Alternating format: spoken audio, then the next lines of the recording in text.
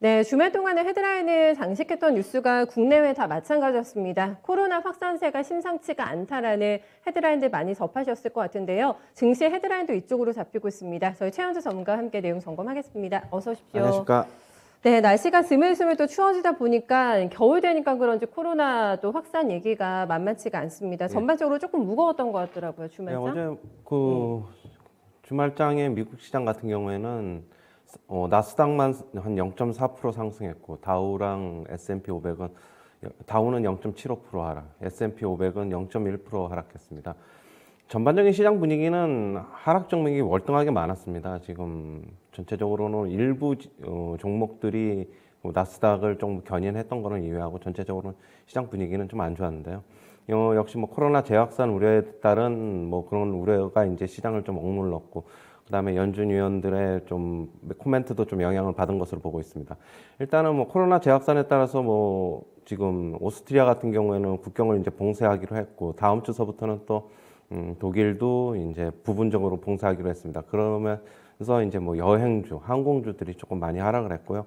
오른 종목들을 보면은 지금 어도비가 한 2.6% 올랐고, 그다음에 또 다른 전기차 업체죠. 피스커가 6% 올랐고, 그다음에 전고체 배터리 업체인 퀀텀스케이프가 2.4% 올랐고, 썬파워가 3.9% 상승했습니다. 그다음에 블링크 차징, 그다음에 차지포인트 홀딩스, 전기차 충전 관련 주식은 2.2%, 3% 상승했습니다. 메타가 2% 상승했고, 로블록스가 6.8% 상승, 엔비디아가 4.1% 상승했습니다. 그다음에 어제 다우 지수의 좀 하락폭이 좀 깊어진 거는 보잉 때문인데요. 보잉이 이제 기체 결함으로 787 드림라이너 생산 속도를 늦췄다는 소식에 어제 5.7% 하락했습니다. 그래서 이제 다우지수의 하락폭이 좀 영향이 컸습니다.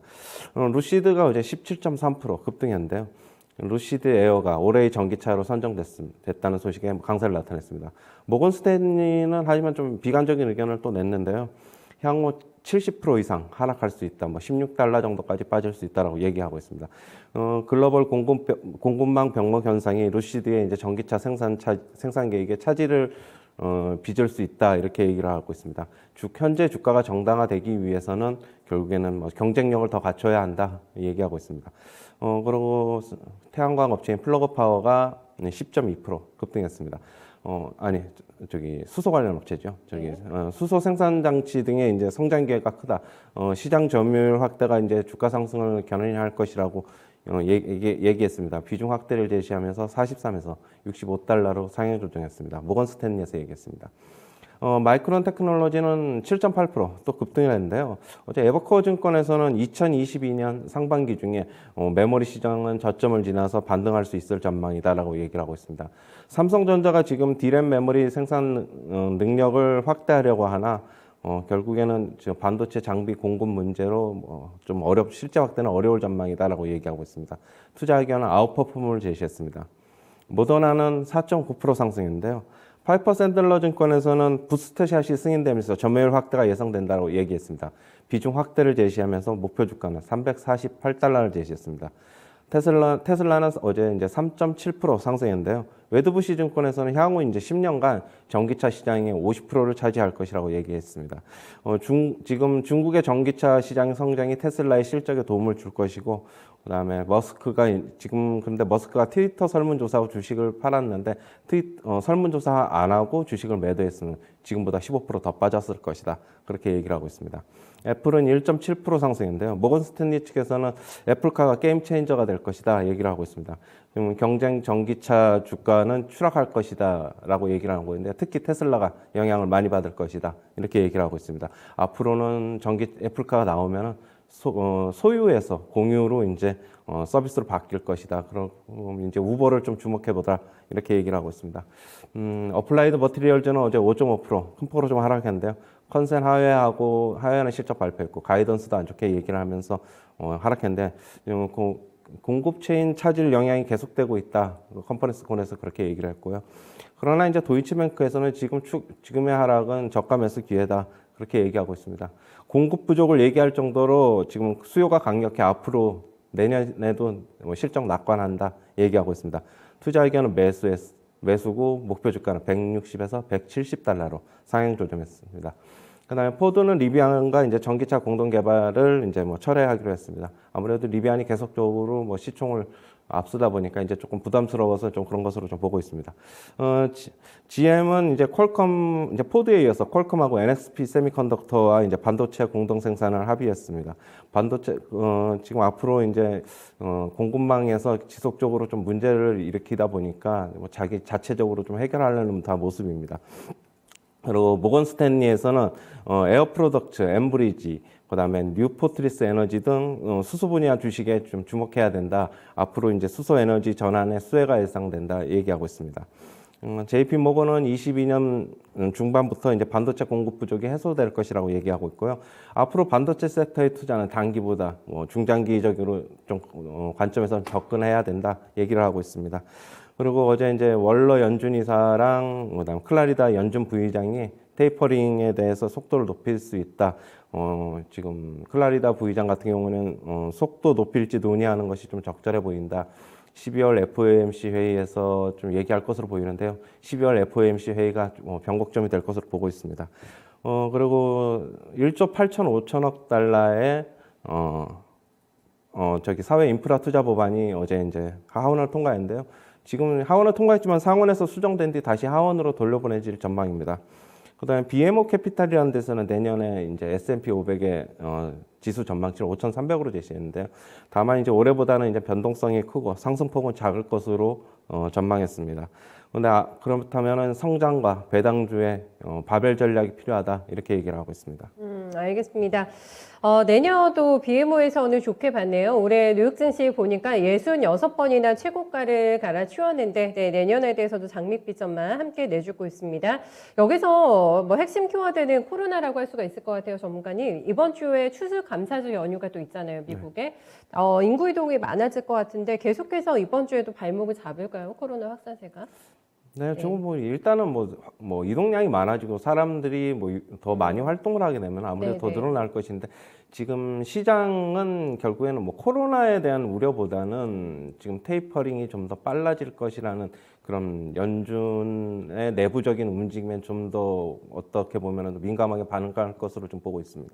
그렇군요. 지금 금리 인상 이슈에 조금 더 민감했다라고 평가를 해주셨는데 유럽 분위기가 또 안 좋아가지고 오스트리아도 뭐 봉쇄 얘기 해주셨습니다만은 이게 확산이 될 것 같고 유럽이 이렇다고 한다면 이제 글로벌적으로 조금 더 확산이 될 수가 있기 때문에 그렇게 된다면은 미국 경제에도 위협이 되는 거잖아요. 맞습니다. 그렇죠? 예. 그래서 어제 뭐 일부분의 뭐 항공주나 여행주가 안 좋은 모습을 보였고, 예. 뭐 그다음에 코로나 재확산에 따라서 미국 10년 만기 국채 금리가 하락을 하는 바람에 네. 기술주가 상대적으로 강했던 것이죠.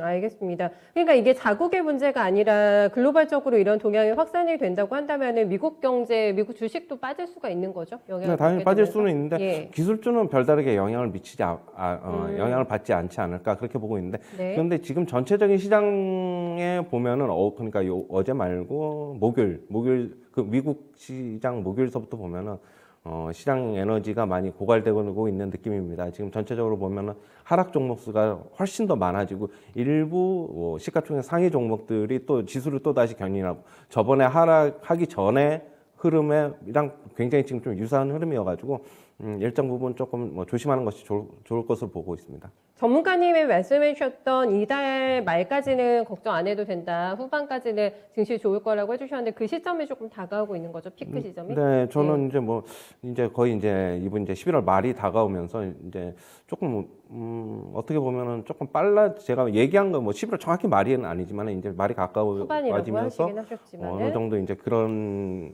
제가 얘기한 것이랑 좀 비슷하게 돼가고 있는 것으로 좀 보고 있는데요. 그러네요. 예, 아무튼 전체적으로 지수도 그렇고 어제 종목별로도 보면은 물론 제가 이제 뭐 엔비디아나 AMD를 매도 의견을 냈는데 물론 조금 더 상승할 수는 있지만 비중 축소 비중 축소를 네. 말씀드렸던 거고 그런 의미고 엔비디아는 어제 뭐 4% 상승해가지고 뭐 다시 사상 최고가를 쓰긴 썼는데 저는 일단은 역시 매도가 좋은 것으로 좀 보고 있습니다. 네, 충분히 뭐 수익이 낮기 때문에 여유 있는 종목들을 또 연말 장세 조금 불안해질 걸 대비해서 좀 챙기는 것도 중요하다라는 전에 여러 번 저희한테 챙겨주시는 것 같아요. 이번 주에도 데이터로 저희가 잘 봐야 됩니다. PC 소비자 물가지수가 발표가 되고요. 이제 GDP도 속보치였는데 잠정치가 발표가 되고 이렇습니다. 연준 의원들도 발언을 이번 주에 많이 내놓을 것 같아가지고 이런 지표들의 영향도 분명히 있을 것 같거든요. 이번 주 시장 어떻게 보세요? 네. 네. 지금 뭐 지표들의 영향 당연히 있을 거고요. 네. 그리고 아까도 뭐 어제 저번 주에도 얘기했듯이 파월이냐 이제 브레이너드 브레이너드냐 인사냐? 이제 네. 뭐 이번에 이제 연임이냐 다시 이제 뭐 교체가 되느냐 좀 봐야 될 것 같고요. 저는 지금 그런데 이제 어제 이제 연준 월러 연준 이사랑 클라리다 부의장이 조금 이제 좀 스탠스가 바뀐 듯한 이제 발언을 내놓은 것으로 보여가지고 맞아요. 네. 금리 인상이 조금 그러니까 테이퍼링이 좀 내년 3, 4월께로 이제 마무리되고 금리 인상도 더 빨라질 것으로 지금 보고 있습니다. 지금 조금 시장 연준 내부에서도 조금 이제 발언을 이렇게 하는 거는 시장에 미리 대비하라는 이제 차원인 것 같거든요. 네. 저는 좀 미묘하게 좀 받아들이고 있습니다. 클라리다 부의장이 연준의 2인자지 네, 않겠습니까? 맞습니다. 입김 효과가 상당히 셈에도 불구하고 이런 발언이 나왔다라는 거는 나 혼자만의 생각이 아니다라는 거죠. 네. 돌아가는 분위기 자체가 바뀌었다라는 거를 감지하자고 얘기를 해주고 있습니다. FOMC 의사록이 또 이번 주에 나오기 때문에 뭐 조금 더 저희가 강하게 분위기를 감지할 수가 있을 것 같고 이 멘트를 비슷하게 파월 의장이 만약에 하게 된다고 하면 그 파워는 조금 더 강력하겠어요? 요번에는 안 하고 네. 결국에 12월 FOMC 회의 12월 달에 뭐 조금 뭐 언제 FOMC 회의를 앞두고 언제를? 얘기를 할 수는 있는데 예. 요번에는 좀 안 할 것으로 보고 있고요. 요번에는 어떤 파월 의장의 연임이나 뭐 교체나 이게 좀 더 있을 것으로 보여가지고 파월이 어떤 얘기를 하지 않을 것으로 좀 보고 있습니다. 네, 조금 더 속도를 내자고 하고 있다고 합니다. 네, 연준 위원들이 이게 이제 파월 의장이 어떻게 정리를 해줄지가 중요할 것 같고 이제 연임 여부와도 상당히 밀접한 관계가 있지 않을까 싶어가지고 계속해서 요 멘트 저희 집중해봐야 될 것 같고요. 애플 얘기를 좀 해보고 싶은 게 저희 금요일날 워낙에도 떠들썩했기 때문에 네, 애플이 전기차 시장에 판도를 뒤집을 거다라는 멘트가 나왔군요. 네, 결과에서. 예. 모건 스탠리에서 그런 얘기가 나왔습니다. 네. 지금 뭐 그렇게 되면은 애플카가 나오게 되면은 뭐 애플카가 이제 완전 자율주행차를 2025년도까지 이제 생산을 하겠다고 했는데 만약 그렇게 나오게 된다면은 사람들은 자동차를 소유하는 것보다 어떻게 좀 공유 이쪽으로 좀 빌려 쓰는 것에 좀 더 집중할 것이라고 보고 있고 나머지 전기차 업체들에게는 좀 실적에 좀 큰 타격이 있을 것이다 이렇게 얘기를 하고 있습니다 지금. 알겠습니다.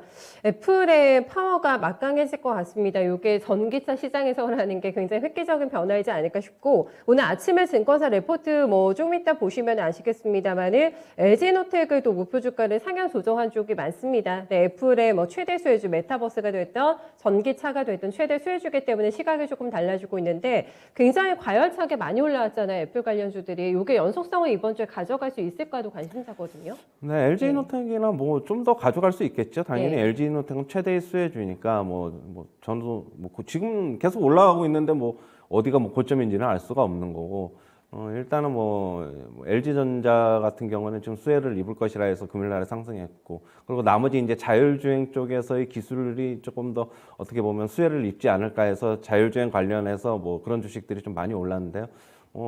저는 지금 현재 같은 경우에는 조금 더 이어질 것이라고 보고 있습니다. 뭐 단기적으로는 오늘 내일 정도까지는 좀 더 이어질 수 있을 거예요. 동시다발적으로 올랐잖아요. 뭐 네. 관련이 있다고 한다면 그게 네. 조금 더 이번 주에는 압축이 될까요? 형태가 올라가긴 하더라도. 그렇죠. 이제는 예. 뭐 자율주행 쪽에 뭐 어제 그 금요일 날 쪽에 좀 무차별적으로 뭐 전부 다 이제 올랐다 그러면은 그것도 이제 조금 진짜 애플 쪽의 수혜가 어디냐 될 것이냐는 걸 좀 압축해봐야 될 것이고요. 네. 역시 뭐 LG 이노텍이 뭐 최대의 수혜주가 될 것이라는 건 뭐 당연한 것입니다. 예. 네, 잘 나가는 유일하게 신고가 내고 있는 네, 대형주로서의 이번 주 플레이도 네, 역시 좀 기대가 됩니다. 김부겸 총리가 이번에 위기를 이겨내지 못하면 위드 코로나를 멈출 수밖에 없다라는 멘트가 나오기도 했고 좀 악재가 조금 더 많거든요. 호재보다는 이번 주도 박스권 전망하세요? 예, 이번 주는 네. 당연히 좀 박스권으로 보고 있는데요. 하지만은 지금 외국인의 수급이 조금 11월 달서부터 괜찮아지는 것으로 보여가지고 그래요? 예. 저는 체감 지수는 박스권이지만 조금 더 좋지 않을까. 체감 지수는 확 좀 괜찮아지지 않을까 그렇게 보고 있습니다. 네, 알겠습니다. 여기까지 듣겠습니다. 전문가님 수고 많으셨어요. 예, 감사합니다. 네, 체감 온도는 조금 더 상승할 수 있다는 게 중요한 포인트이지 않을까 싶습니다. 이 말인 즉슨 지수에 대한 의존도보다는 종목들에서 플레이만 잘한다면 수익의 기회가 있을 거라는 관점이고요. 애플 관련주들은 조금 출연하실 필요 있겠습니다. 찐수혜주들 LG 이노텍 대표적으로 언급이 됐기 때문에 가지고 계신 분들 쭉 홀딩하면서 수익 누려보시면 괜찮을 것 같고요. 어떤 재료들에 반응하면서 종목들이 움직이게 될지 이번 주도 초집중 모드로 대응해 보셔야 될 것 같아요. 여기까지 최현재 전문가와 함께한 모닝타임즈였습니다.